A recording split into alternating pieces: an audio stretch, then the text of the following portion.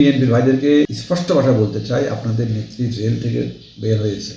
আপনাদের নেতা বিদেশে 17 বছর 18 বছর থাকার পরে দেশে আসার সুযোগ পেয়েছে এই 24-এর আন্দোলনের রেজাল্টের কারণে। গণভোট আমাদের প্রত্যেককেই হ্যাঁ ভোট দেওয়া উচিত। কোনো ভোটারদেরকে না ভোট দিতে উদ্বুদ্ধ করা মানে নিজের পায়ে কুঠার মারা এবং জাতির সাথে গাদ্দারি করা। গণভোটটা হলো সংবিধানের কোনো মৌলিক বিষয়ে পরিবর্তনের প্রয়োজন হলে বা সংস্কারের প্রয়োজন হলে তখন গণভোট সিস্টেম রাখা হয়। বাংলাদেশে ইতিপূর্বে 3টি গণভোট হয়েছে।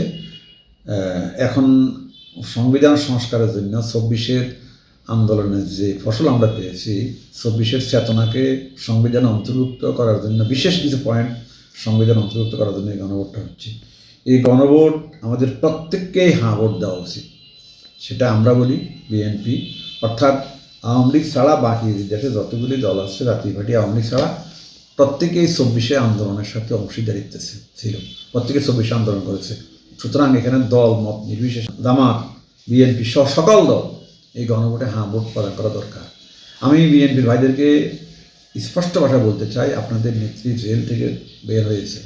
আপনাদের নেতা বিদেশে 17 বছর 18 বছর থাকার পরে দেশে আসার সুযোগ পেয়েছে এই 24-এর আন্দোলনের রেজাল্টের কারণে, 24-এর আন্দোলনের ফ্যাসিবাদ পতনের কারণে আপনাদের এই অর্জনটা হয়েছে। সুতরাং আপনারা অবশ্যই হাতে ভোট দিবেন। কোনো ভোটারদেরকে না ভোট দিতে উদ্বুদ্ধ করা মানে নিজের পায়ে কুঠার মারা এবং জাতির সাথে গাদ্দারি করা। এই জন্য আমি সবাইকে বলছি, রাষ্ট্রের সকল নাগরিক ভোট কেন্দ্রে যাবেন। আপনারা সংসদ নির্বাচনে তাকিয়ে দেন আপনার ইচ্ছা মতো, তবে সবাই ভোট দেওয়ার জন্য আহ্বান জানাচ্ছি।